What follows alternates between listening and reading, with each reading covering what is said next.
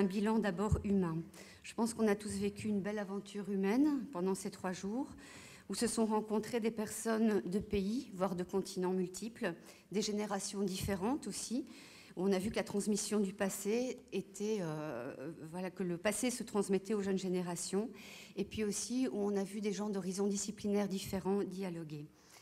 Je voudrais remercier Armelle pour cette aventure humaine, parce que je crois que sans elle, ça n'aurait pas été possible, et qu'elle a porté ce colloque sur ses épaules, et qu'elle l'a bien porté.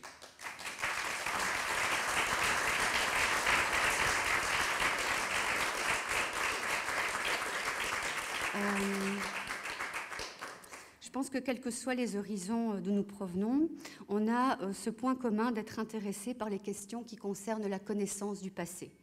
Quels sont les moyens d'accéder à ce passé?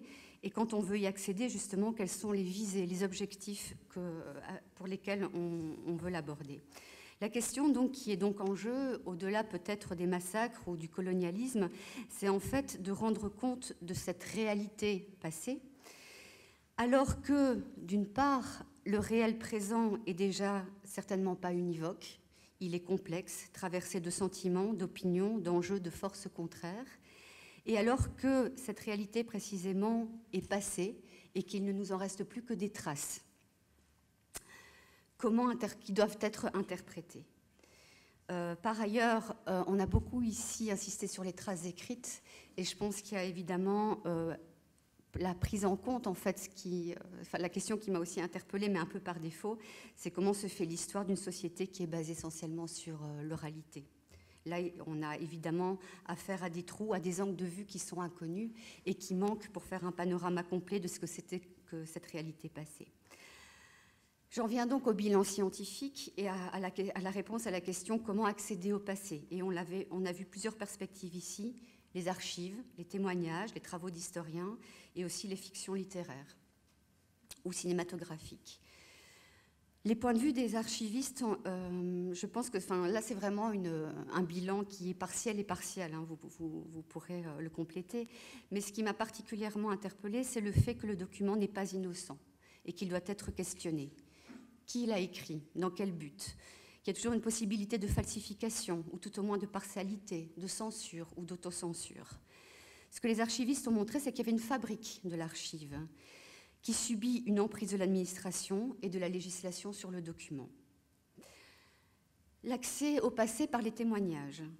Et si on touche vraiment, on l'a vu hier, à l'intime, au retentissement, comme dirait Georges Hyvernaud, de l'histoire sur l'homme, sur l'individu, son psychisme, et à la manière dont un événement traumatisant va façonner une vie individuelle, mais aussi une histoire familiale.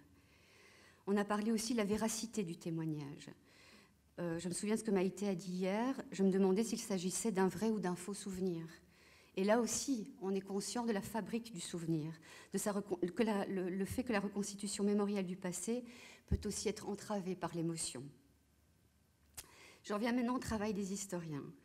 Leur objectif, à mon avis, c'est moins de rechercher une vérité avec un grand V, parce que je crois qu'elle n'existe pas, que de rechercher l'exactitude avec le passé.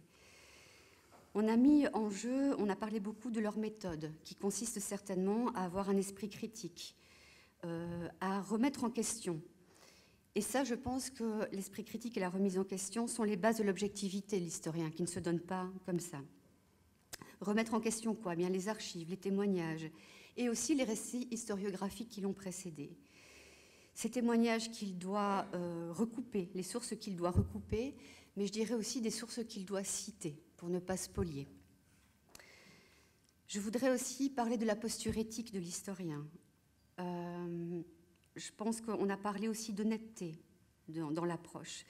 Parfois une honnêteté qui est d'autant plus difficile lorsque elle concerne l'histoire militaire, l'histoire coloniale, qui déclenche des positions idéologiques fortes, des replis sur soi ou sur une communauté.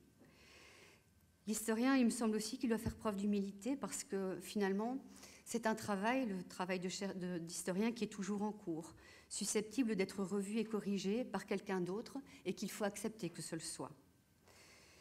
Et enfin, je pense aussi que l'historien, en quelque sorte, c'est une figure de résistance contre les clichés, les lieux communs, contre le discours officiel qui peut aussi provenir de son propre cénacle. Je voudrais terminer par les fictions littéraires, cinématographiques et graphiques comme accès au passé. Je pense qu'elles ont leur importance parce que, alors que les historiens, à un moment donné, ne sont pas encore capables d'éclaircir les événements par des manques de sources, par les manques de distanciation, les créations artistiques permettent de préserver l'événement. On va se souvenir de cet événement. Ça va être une porte d'entrée, je pense, au récit historiographique. Et ainsi, si je connais Les Enfumades dont parlait Osniki Touni, c'est pour avoir lu le très beau roman de L'amour, la fantasia d'Assia Djebar. Donc ici, les fictions comme déclencheurs d'un intérêt pour l'histoire, mais aussi, je pense, comme injonction à l'historien de faire son travail. Yuan, dans sa communication hier, a parlé d'une autre fonction aussi de ces récits historiographiques, de ces récits fictionnels, qui nous révèlent aussi parfois plus sur la situation contemporaine de l'artiste que sur le passé. Et donc, en fait, ces œuvres, elles établissent un dialogue entre le présent de l'auteur et le passé des personnages, par exemple. On a aussi parlé, dans le cadre de ces fictions littéraires, ou notamment en BD, puisque c'est Chris qui parlait de ça, de l'esthétisation de la violence, du problème que ça posait. Comment rendre compte de l'inhumanité de l'événement? Et là, par toute une série de processus esthétiques, le hors-champ, l'ellipse, comptait en fait sur le pouvoir d'évocation de la fiction pour dire l'indicible, en quelque sorte. Tout ça pour finalement reprendre cette distinction que posait Ricoeur.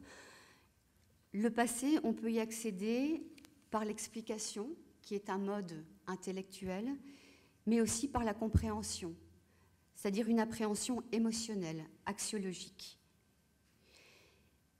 En quelque sorte, ces petites histoires des fictions,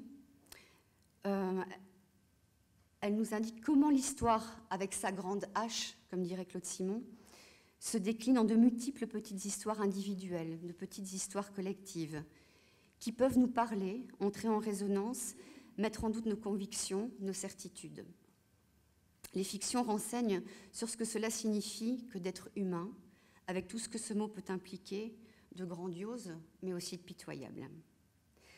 Enfin, pour ne pas clôturer ce colloque sur juste le bilan un peu scientifique, je voudrais aussi qu'il ait une portée éthique, avec une action concrète sur le monde. Et puis, je laisserai parler Véronique et puis ensuite Yann de leur projet donc, de soutien. Voilà. Armelle, est-ce que tu veux dire quelque chose avant que Véronique et Yann prennent la parole? Non, plutôt Martin, puis Martin. après je vais conclure. Martin, vas-y, quelques mots. Merci à tous, c'est un peu la seule chose. Voilà. Ah oui. Merci à vous deux et merci à tout le public d'être là. Alors, bon, je vais essayer de conclure. Alors, vous voyez, c'est notre... le trio, vous voyez, nous sommes magnifiquement bien complétés. J'étais incapable de faire une conclusion, comme l'a fait Sabrina. Et donc, c'est comme ça que nous avons fonctionné depuis le début, que nous avons mis en place cette aventure. Donc, voilà, c'est pour ça qu'on a fait peut-être un petit peu de magie, un peu de quelque chose d'un peu, voilà, certainement très normal, voilà, qui sera salutaire pour tout le monde, j'espère. Mais je voudrais juste dire quelque chose, c'est qu'effectivement, quand on arrête un colloque comme ça, on a envie de continuer. Alors, continuer avec vous, tous, voilà. Et puis, il y a des choses qui vont se faire. J'ai des rêves. Je veux faire le film avec Ben Dugaibey, avec comme co-scénariste encore Boubacar, Boris Diop. Je veux continuer l'aventure avec Hervé. Je veux qu'il puisse aller au Sénégal, au Guinée, quand il n'y aura plus la fièvre Ebola. Je voudrais aussi poursuivre avec nous, Martin et puis Sabrina, parce que nous allons essayer de faire les actes de ce colloque. Alors peut-être qu'il sera peut-être pas aussi... scientifique comme attendent les scientifiques qui attendent du scientifique. Mais je crois que nous ne pouvons pas faire abstraction de ces rencontres, hein, avec Maïté d'abord, après Yves et toute la famille Abibou. Il va peut-être se passer des choses demain. Peut-être qu'il y aura des annonces du président de la République. je ne sais pas. Mais ça n'empêchera pas de continuer à faire revivre toute cette histoire et puis pacifier, effectivement. En tout cas, il faudra arrêter les enfumades. Et puis, mes derniers mots, ce serait pour d'abord les étudiants. Je crois que sans vous, ce colloque n'aurait pas été ce qu'il a été. Voilà.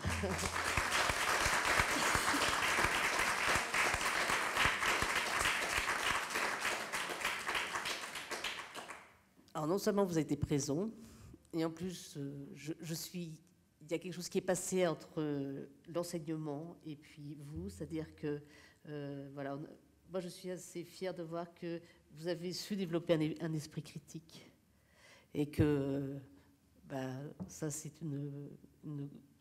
il faut continuer. Et puis vous allez, j'espère, continuer à lutter aussi. Et puis quand vous ne serez pas d'accord, surtout, il faudra le dire. Voilà. Et en tout cas, vous êtes les pépites de ce colloque. Et puis, je voudrais dire aussi un mot pour Marianne, qui a conçu l'affiche, parce que son frère est gravement malade et il est entre la vie et la mort. Il a 48 ans. On lui a changé son cœur hier. Et on ne sait pas s'il va survivre. Voilà. Et puis, le dernier mot, c'est pour mes filles qui sont là-haut. Parce que je crois elles ont supporté Tiaroy et leur mère est Tiaroy. Et je crois qu'elles vont encore continuer longtemps à supporter leur mère Tiaroy. Et puis on passera à autre chose après. Merci.